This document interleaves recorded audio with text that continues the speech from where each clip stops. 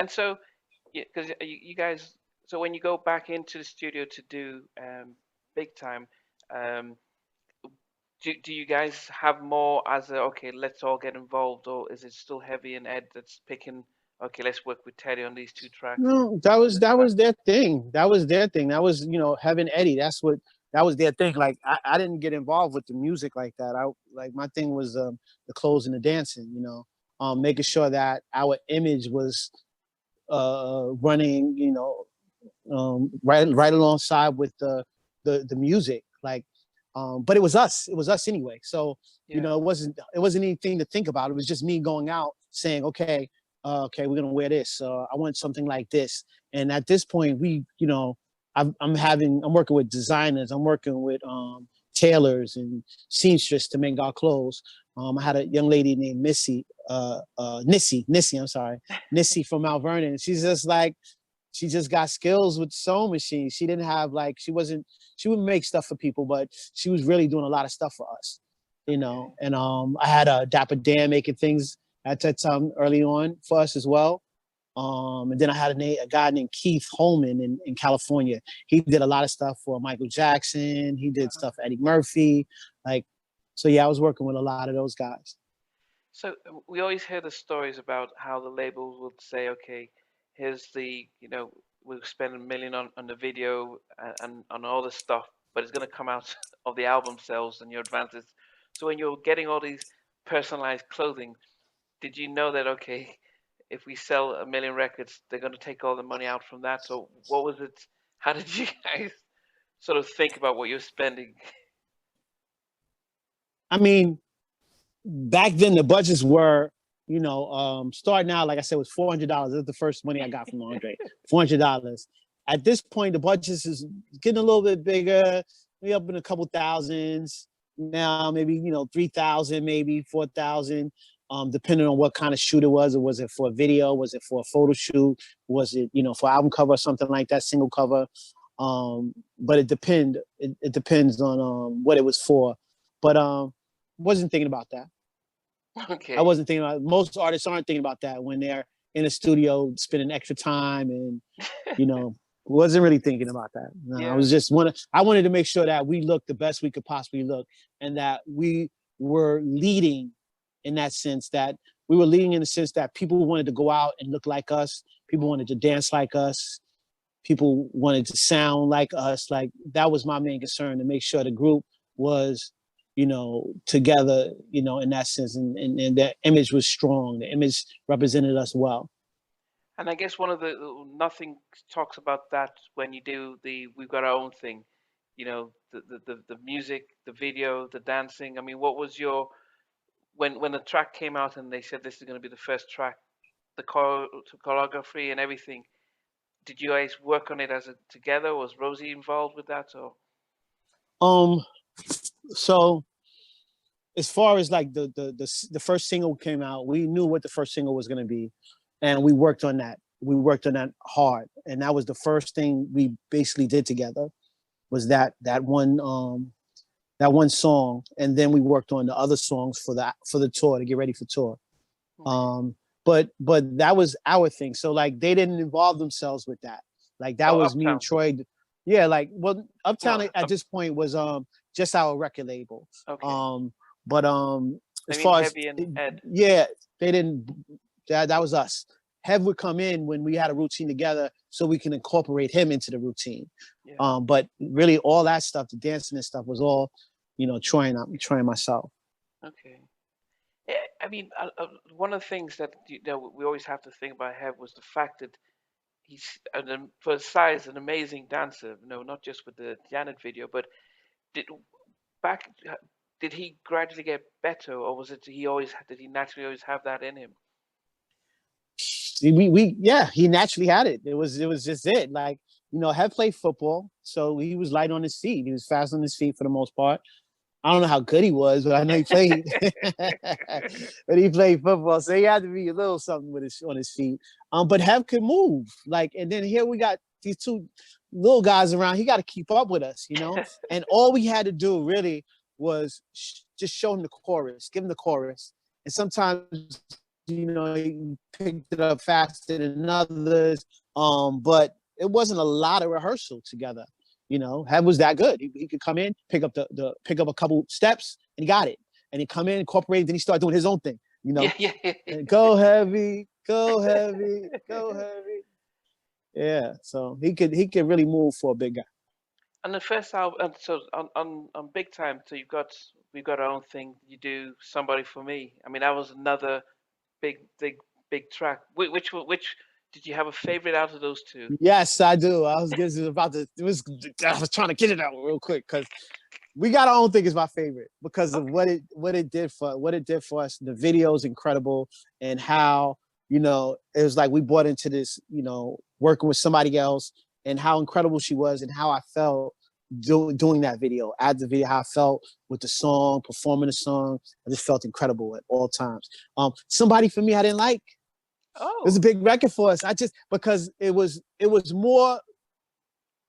It was, and we actually worked with these other guys for that song. Stretch, Henry, I forget the name of their crew. I can't think of the name of their crew right now.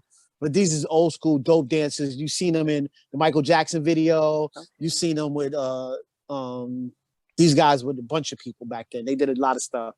And it was like a club routine. Somebody for Me was almost like a club routine, like a club dancing routine. And I didn't like club dancing that much. Okay. Like I couldn't get with it. Like I couldn't get with it. And I'm sorry to all the club heads. I'm sorry for all the club heads out there. You know. But visually, that was probably one of the better videos back in, and because I mean, I know We Got Our Own Thing was almost groundbreaking because it was Teddy at his height, and that was almost like a showcase of. I always remember how they said, "What is New Jack Swing?" and that was almost like, "This is what it is." Okay, that's dope. So with We Got Our Own Thing, we worked with this director called David Kellogg. David Kellogg ended up doing a lot of stuff. Bruce Carter was the stylist on that. So when you look at that video, there's a one of the best shots to me is the polka dot shot, right? And that wasn't me, that was Ruth Carter. And like when those things happen, when I would come on and it would always have another stylist around. But I was always bringing my own stuff. I always brought, 3 or 4 outfits for us. But that was one of the times I was like, yo, this shit look crazy. These polka dots are crazy. And it just was so dope. Went along with the set and everything and how everything worked together. And the way it was shot and everything, it just looked great. That to me is my favorite. That's my favorite video. Hands down, Heavy D and the Boyz, hands down. Favorite video. Yeah. So, I mean, you go platinum with that Big Time. I mean, as I said, it took you to another level and stuff. But along the way, you've got other people who were coming around. You had Pete Rock, and you also had Albie Shaw.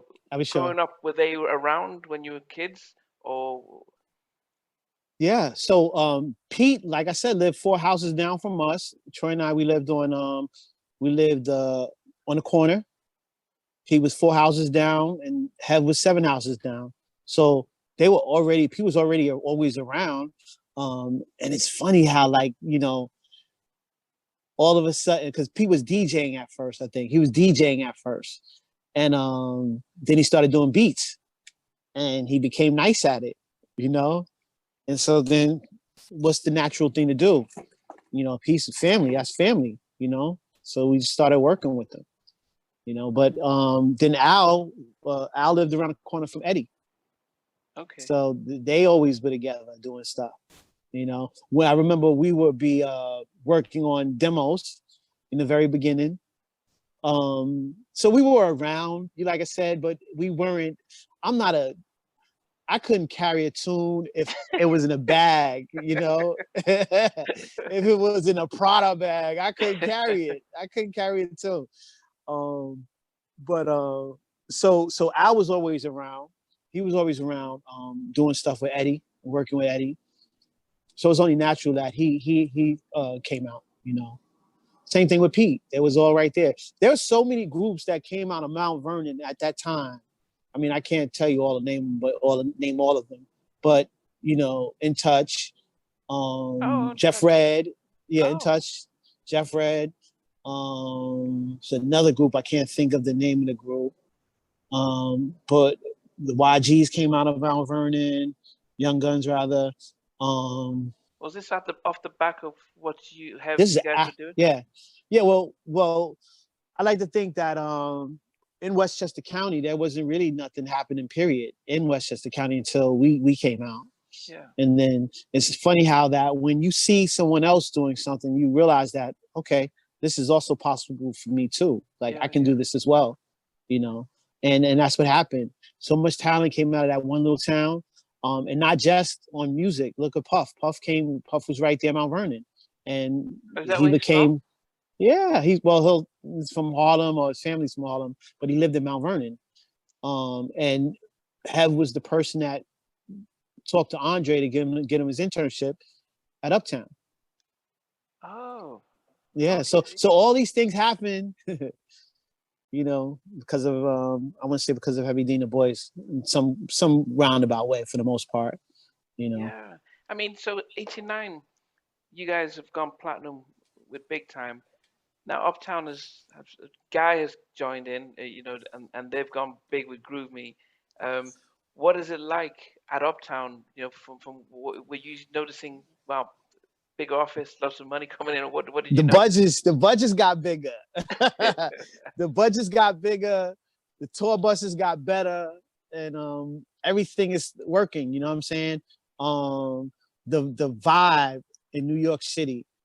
So if I back up a little bit, we go to when we started. It was Def Jam was it. You had Run DMC. You had LL Cool J. You know, you had those guys, and those were like Def Jam was it. That was the label. But in the 90s, Uptown was the label. Yeah. And the vibe in the street and everywhere was just, it was incredible. It was just incredible. And to be a part of that vibe. So now you got Heavy D and the Boyz, you got Guy, you got I'll Be Sure. Now you got Mary coming, and then Jodeci came. And Father MC. Father MC. And like Father was putting out these hits. He's putting out bangers. Bang after bang after banger. So you got all these groups, and this is really taking over New York City because there was nobody else making that kind of noise, you know what I'm saying, in New York on that level. No label. So the parties were incredible. You know, whatever party was happening, if it was a pool party at Andre's house, it was lit. You know, if Eddie F had a pool party, you know, it was lit. Like it was just one of them things that it was a whole vibe, a whole movement that was happening in the 90s in New York City, and Uptown Records was the center of all of that. Wow.